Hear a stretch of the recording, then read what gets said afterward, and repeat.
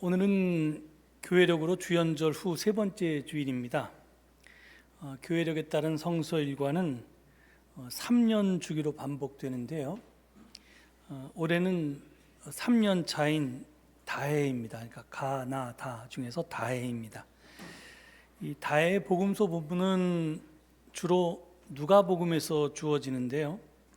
이 주연절기 때 누가복음 본문은 지지난주에 우리가 지켰던 주님의 세례주일과 그리고 사순절 직전 주일에 지킬 산상 변모주일을 제외하면 4장부터 6장까지 있는 예수님의 갈릴리 활동기에서 제시됩니다.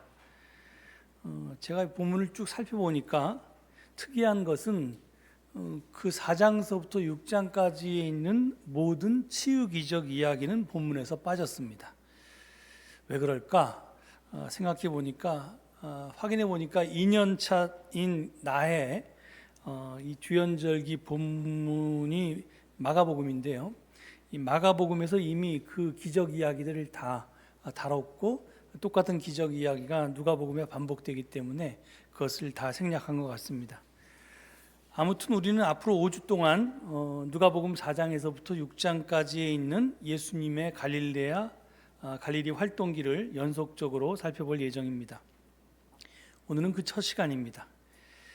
지지난 주일인 주님의 세례주일에 우리는 예수님이 세례자 요한에게 요단강에서 세례를 받으신 이야기를 다뤘습니다. 거기 보면 이렇게 되어 있죠.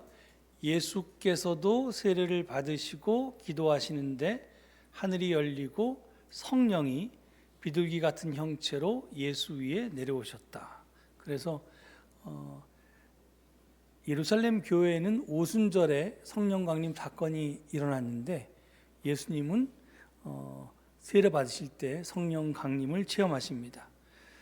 그리고 이어지는 4장 1절 이하는 이렇게 증언합니다.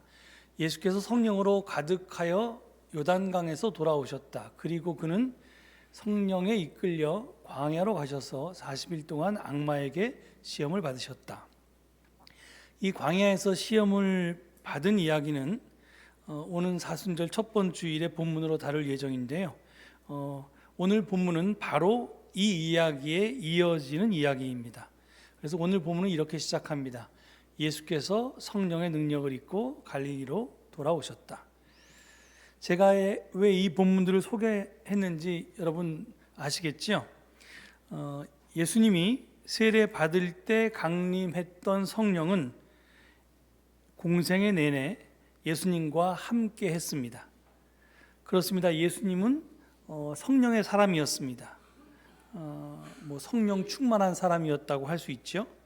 사실은 처음부터 예수님은 성령으로 잉태된 분이었으니까 성령의 사람이라는 것을 더 말해 못하겠습니까?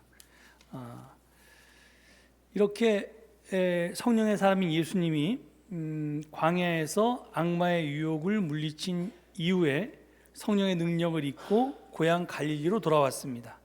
그리고 어느 안식일에 당신이 자란 나사렛의 회당에 들어가서 가르치셨습니다. 이 나사렛 회당 설교는 예수님의 첫 설교로서 소위 취임 설교라고 불립니다. 모든 취임사에는 앞으로 그 사람이 무슨 일을 어떤 생각을 가지고 어떻게 할지 그 방향이 담겨 있습니다. 따라서 이 취임 설교는 앞으로 예수님께서 전개할 하나님 나라 운동의 청사진을 담고 있다고 할 수 있겠습니다. 그런데 예수님은 이 설교에서 이사야서의 이사야 예언자의 예언을 찾아서 선포했습니다. 이사야서 61장 1, 2절의 말씀이 그것인데요. 오늘 본문 18절, 19절에 그 말씀이 인용되어 있습니다. 18절이 주님의 영이 내게 내리셨다라고 이렇게 시작하는데 그것은 이사야서를 그대로 옮긴 것입니다. 그런데 이 말씀은 그 성령의 능력으로 활동하는 예수님의 모습과 일치합니다.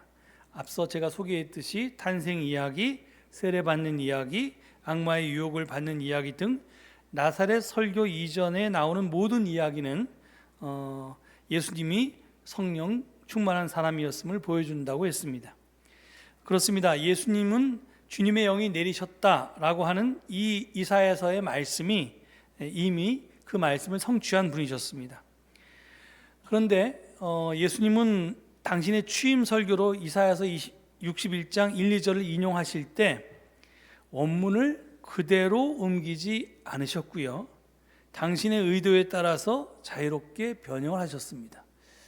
물론 당시 사람들이 이렇게 문자에 익숙한 세대가 아니라 암기에 익숙한 세대이기 때문에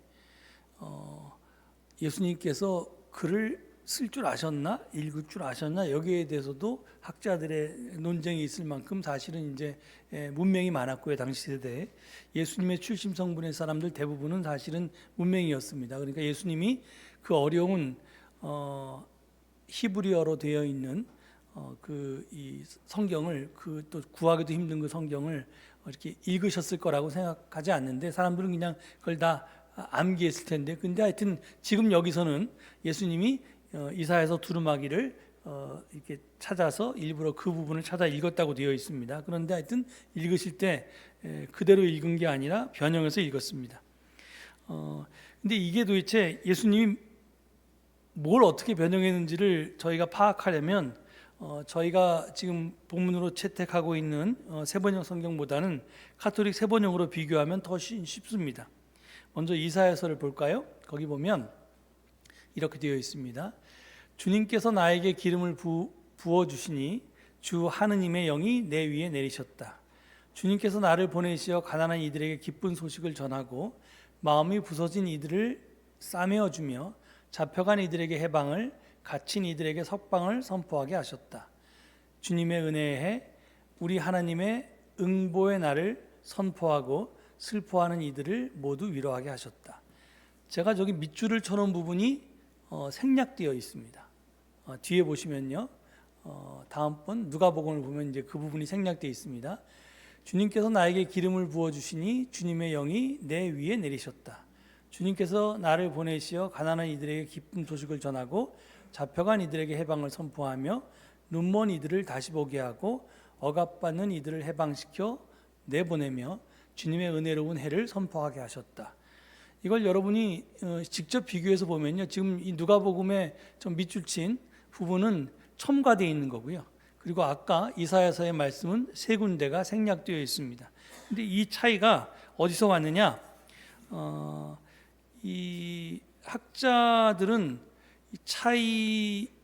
다른 차이의 대부분은 번역의 차이에서 온 것이라고 봅니다. 그러니까 사실은 우리가 가지고 있는 성경은 히브리어를 지금 한국말로 번역한 것인데, 지금 예수님이 인용한 저 누가복음에 실려 있는 저 성경은 히브리어가 아니라 70인역이라고 소위 그리스어로 히브리어를 번역해 놓은 것을 이렇게 인용하고 있기 때문에 또 히브리어 성경과 그리스어 성경의 번역본의 차이 때문에 온 것이라고 이렇게 학자들은 봅니다.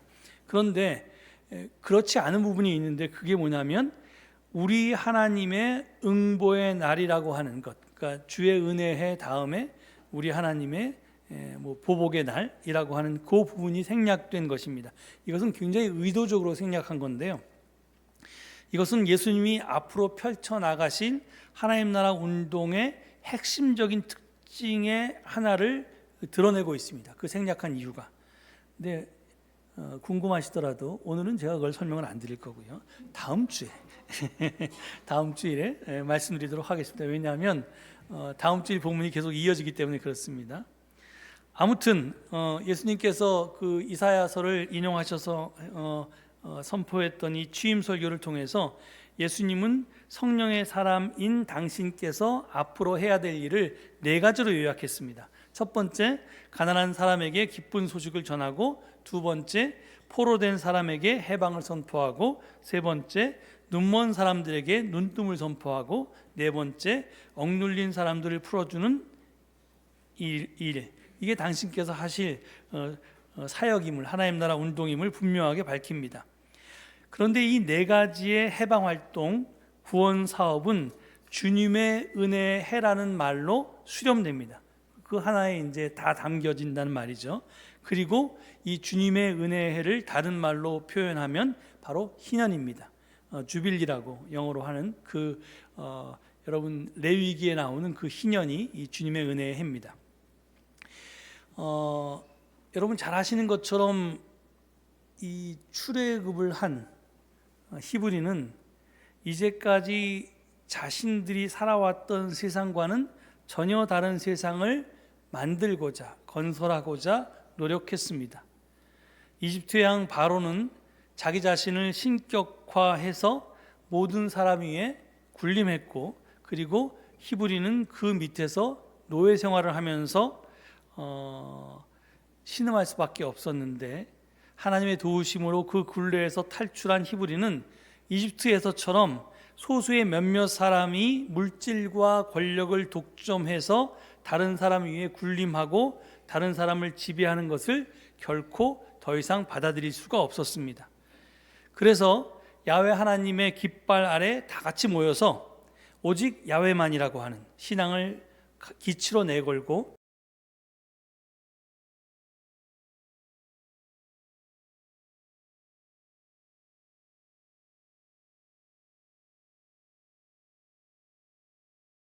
우리의 하나님이다, 우리의 유일한 신이다라고 하는 말은 다른 말로 하면 이제껏 신인 척 행세해왔던 바로, 이는 거짓 신이고 그는 하나님이 될 수 없다는 말이고, 그리고 야훼 하나님 밑에 모든 인간들은 다 평등하다는 그런 주장입니다. 그런데 그 하나님 밑에서 모든 사람들이 평등하게 또 사랑을 나누며 사는 그런 세상을 이루고 지켜나가기 위해서 꼭 이렇게 지켜야만 했던 약속이 있었는데, 그것이 바로 율법이었습니다. 그래서 모세가 시내산에서 하나님께 하나님 나라의 헌법에 해당되는 십계명도 받고 또 여러 가지 율법을 받아서 사람들이 그 율법을 지킴으로써 모든 사람들이 하나님 아래에서 다 같이 사랑받는 자녀로서 살아갈 수 있는 새로운 세상을 만들어 나가고자 했습니다. 그리고 그 모든 율법의 정점에, 절정에 희년법이 자리하고 있습니다. 레위기 25장에 처음 등장하는 희년이 무엇인지를 이해하려면 먼저 그 뿌리가 되는 안식일과 안식년에 대해서 알아봐야 합니다. 여러분 잘 아시는 것처럼 안식일의 핵심은 휴식, 즉 일의 중단에 있습니다. 안식일에는 어떤 일도 하면 안 되었습니다. 십계명 가운데 안식일 계명을 명령하는 출애굽기 20장 10절은 이렇게 증언하고 있습니다.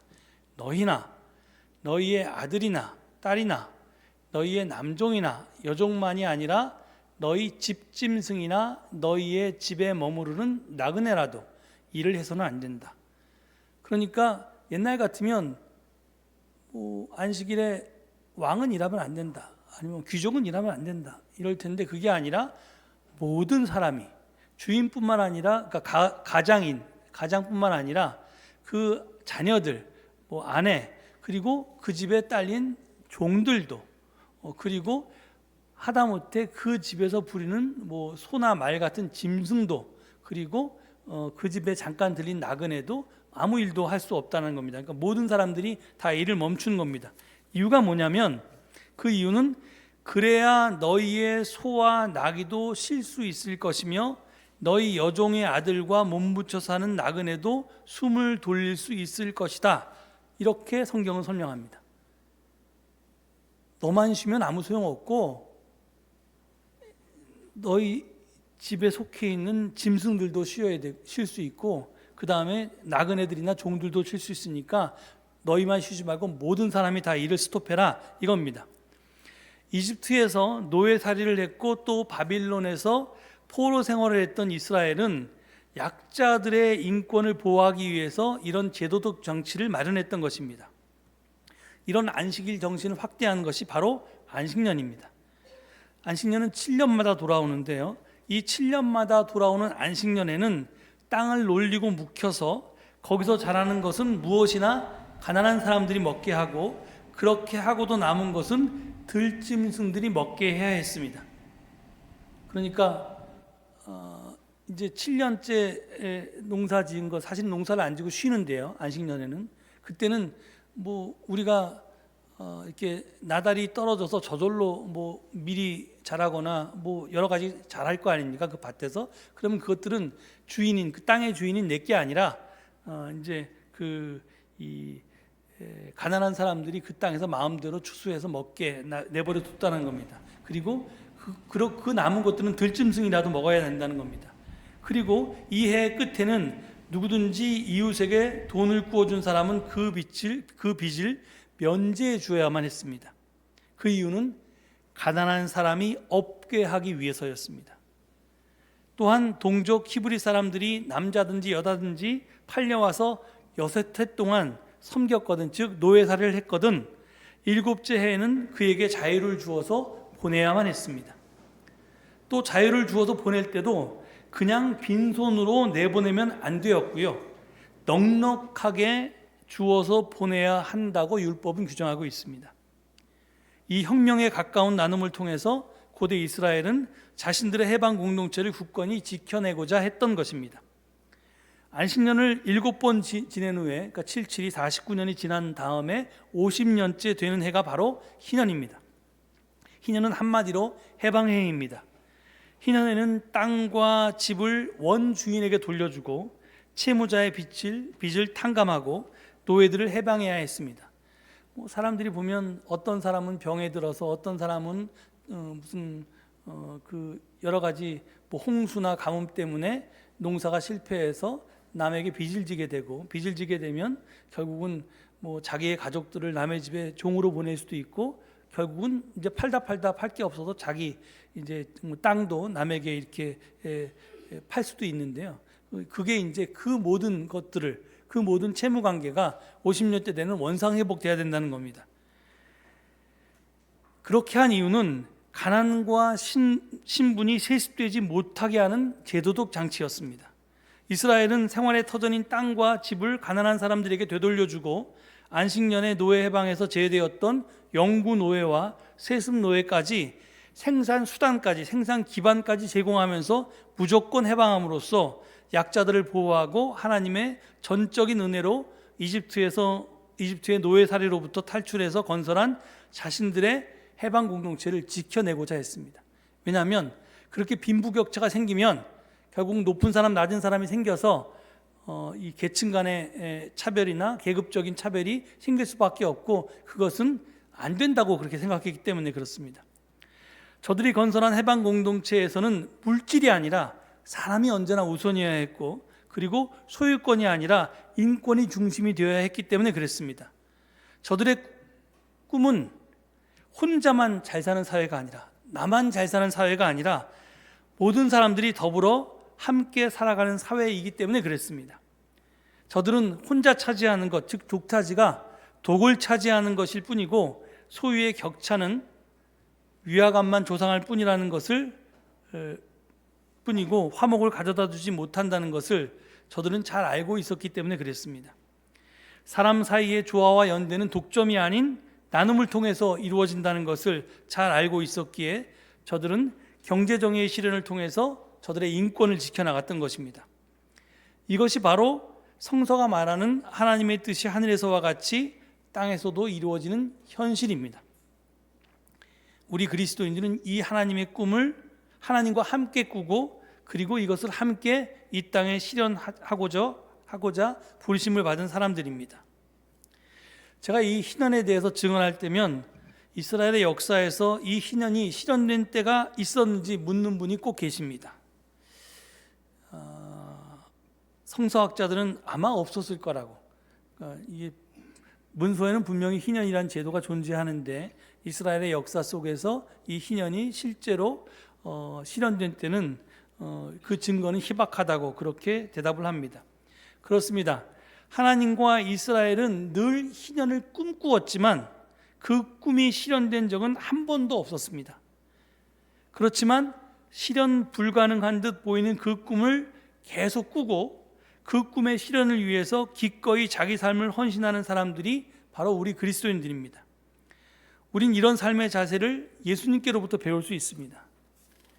오늘 본문 21절을 보면요, 나사렛 회당에서 이사야서 61장 1, 2절을 봉독한 예수님은 이렇게 증언합니다. 이 성경 말씀이 너희가 듣는 가운데서 오늘 이루어졌다.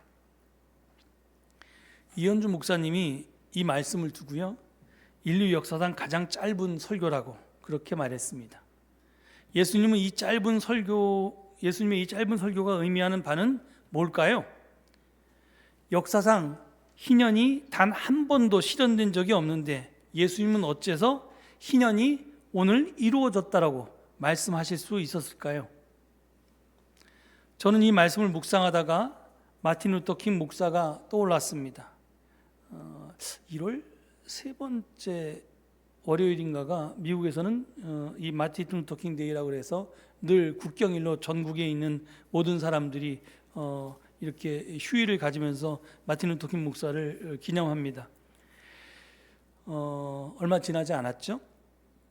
이 1950년대 또 60년대 미국에서는 흑백 차별과 흑백 분리가 상식이었습니다. 그러니까 백인이 흑인을 차별하는 것, 백인이 흑인과 다른 식당에서 밥 먹고 같은 학교에서 있을 수도 없고, 버스를 타도 흔들리지 않은 좋은 앞자리는 백인들이 앉고 흔들리는 뒷자리는 흑인들이 앉는, 아무리 앞자리가 비어 있어도 그 자리에 흑인이 앉을 수 없는, 이게 상식이었습니다. 이 상식은 공고한 사회제도에 의해서 뒷받침되고 있었습니다. 아무도 그것을 깰 수가 없었습니다. 이 사악한 제도를 개인이 바꾼다는 것은 감히 상상할 수도 없었습니다. 하지만 킹 목사님은 63년에 워싱턴 DC 링컨 기념관 앞에 모인 25만 명의 청중들 앞에서 흑인과 백인이 하나 되는 세상에 관한 자신의 소박한 꿈을 다음과 같이 역설했습니다. 이게 역사에 남은 수많은 명연설 가운데 아마 10손가락 안에 들어가는 건데요, I have a dream이라고 하는 유명한 연설입니다. 그 중에 일부를 소개합니다. 나에게는 꿈이 있습니다. 조지아주의 붉은 언덕에서 노예 후손과 노예 주인들의 후손들이 형제처럼 손을 맞잡고 나란히 앉게 되는 꿈입니다. 나에게는 꿈이 있습니다. 이글거리는 부리와 억압이 존재하는 미시시피주가 자유와 정의의 오아시스가 되는 꿈입니다. 나에게는 꿈이 있습니다. 내 아이들이 피부색을 기준으로 사람을 평가하지 않고 인격을 기준으로 사람을 평가하는 나라에서 살게 되는 꿈입니다. 지금 나에게는 꿈이 있습니다. 지금은 지독한 인종차별주의자들과 주지사가 간섭이니 무효니 하는 말을 떠버리고 있는 저게 라베마주가 아닌데 엘리베마주인데 L자가 빠졌네요. 엘리베마주에서 흑인 어린이들이 백인 어린이들과 형제 자매처럼 손을 마주 잡을 수 있는 날이 올 것이라는 꿈입니다. 지금 나에게는 꿈이 있습니다. 골짜기마다 도두어지고 작은 산마다 낮아지며 고르지 않은 곳이 평탄케 되며 험한 곳이 평지가 될 것이요, 주님의 영광이 나타나고 모든 육체가 그것을 함께 보게 될 날이 있을 것이라는 꿈입니다.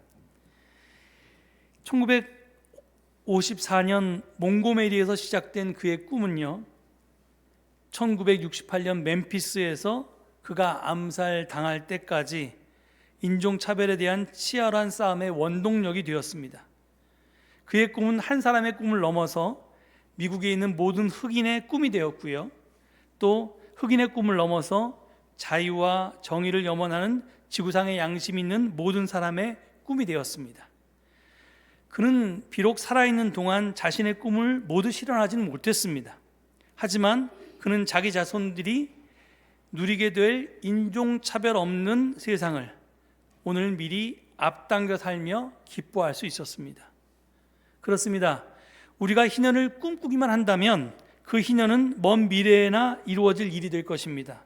아니, 희년은 꿈에서나 가능한 일이고, 그러니까 이상일 뿐이고 현실에서는 결코 이루어질 수 없는 일이 될 것입니다. 하지만 내가 오늘 희년을 살아낸다면 희년은 내 삶에 바로 오늘 이루어질 수 있습니다. 킹 목사가 그랬듯이 예수님도 그랬습니다. 그래서 예수님은 이 말씀이 오늘 이루어졌다라고 선포하셨던 것입니다. 당신께서 희년을 몸으로 삶으로 살아냈기에 그에게 희년은 먼 미래의 일이 아니라 오늘 성취된 일이었습니다. 사랑하는 교회 여러분, 오늘 우리도 이 희년을 살아냅시다. 하나님의 뜻이 하늘에서와 같이 이 땅에서 이루어지도록 실천해 봅시다. 정의가 강물처럼 흐르고 평화가 들불처럼 번지며 사랑이 햇빛처럼 빛나는 새하늘과 새 땅을 앞당겨 살아보십시다. 각자 도생에만 신경 쓰지 말고 공존 동생을 추구합시다. 물질이 아닌 사람을 우선하고 소유권이 아니라 인권을 더 소중히 여깁시다.